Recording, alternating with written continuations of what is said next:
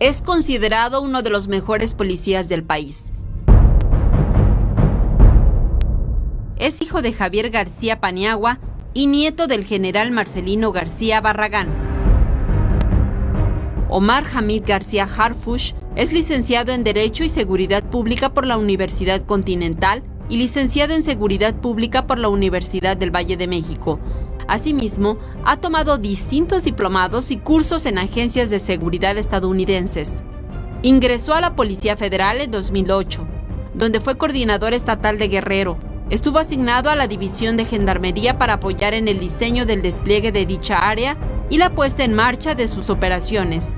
Asumió el cargo de titular de la División de Investigación de la Policía Federal y fue titular de la Agencia de Investigación Criminal de la Procuraduría General de la República, ahora Fiscalía General de la República.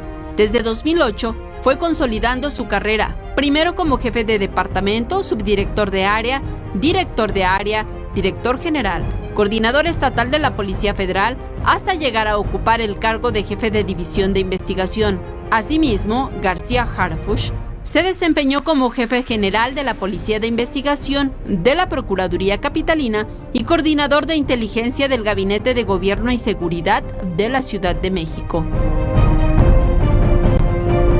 Saray Mariscal, 21 Noticias.